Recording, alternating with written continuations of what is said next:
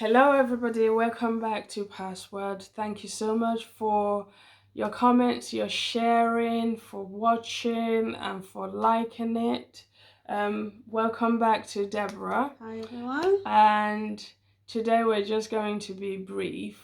A few years ago, I was working with this particular patient, and we've met each other a few times, about 3 or 4 times.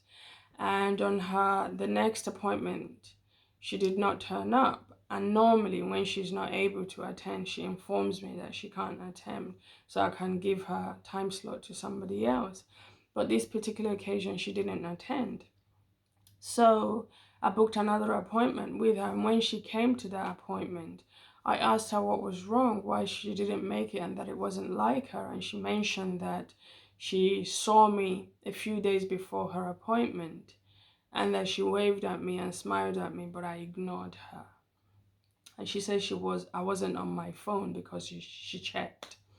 Anyway, I asked her for the day and date. She told me the day and date, and I actually confirmed it with her that that particular day I had just received a phone call that a family member had passed away.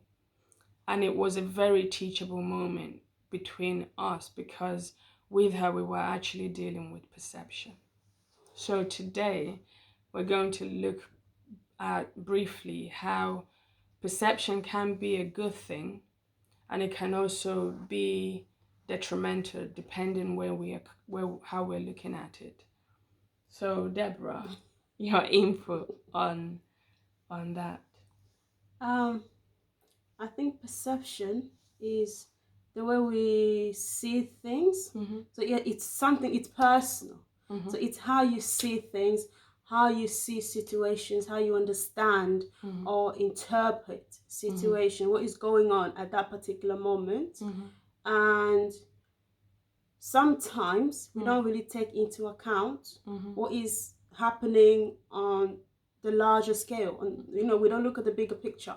We just look at where we are in that moment, and then we define the situation or whatever's going on based on our understanding in that particular moment, and also we draw conclusions about things, how we see them, even if that's not how they actually are. Absolutely. And I can confirm that by saying it. I previously mentioned that I had gone through bullying at work.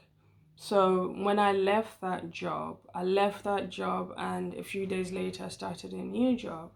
And the difference between a scar is the evidence of a wound that had healed. But when I left that job and moved into a new one, I didn't go in with a scar. I went in with a wound because I didn't take the time to actually recognize what I had gone through, to accept that what I had gone through was not great, it wasn't good, but at the same time that it wasn't my fault. And then sit at that place of acceptance, and then finding a way or ways to actually heal from that. But instead, I ran. That's exactly what I did. I ran from one situation to another. And then when I was in this particular new place of work, I started over analyzing situation. I started seeing things possibly that were not meant the way that I read them. The way that I interpreted them wasn't how it was meant. That it got to the point that it started stealing my joy from that particular workplace. Again, I decided to leave. I found another new job, and I went in, basically sent this lengthy email to my superiors, and then they called me in for a meeting because it was a shock to them, and they were asking me what was the reason behind my decision. And when I told them, within a week of telling them, they've actually implemented things to support me. And then I thought to myself, hang on a minute, if only I had taken the time to have a conversation with them, it wouldn't have gotten this far. So because I did not deal with the issue that I was bullied at that particular place, and found a way to manage it. I went in, and then when I went into this new place of work, I became quite critical of everything. I became overly sensitive.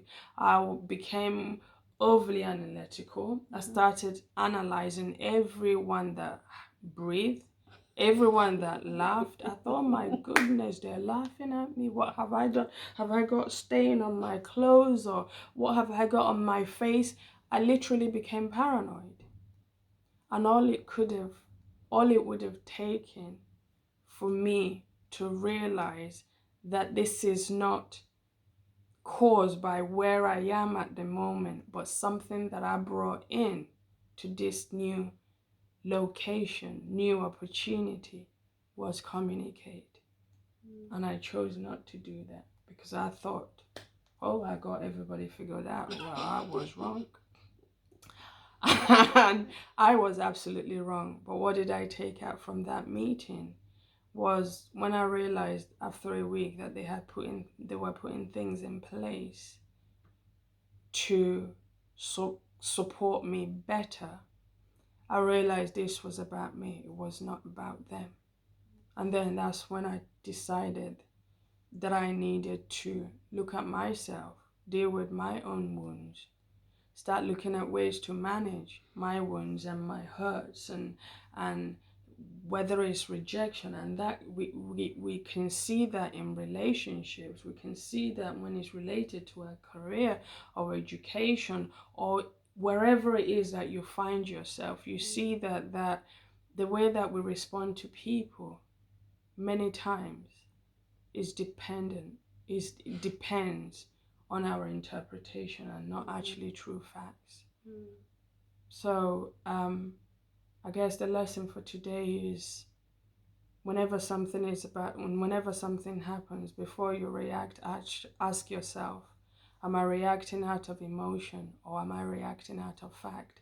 Because emotion is not fact. Emotion is not fact. And if we can figure that out, then we can choose better on how to deal with it, because all it takes is to talk about it.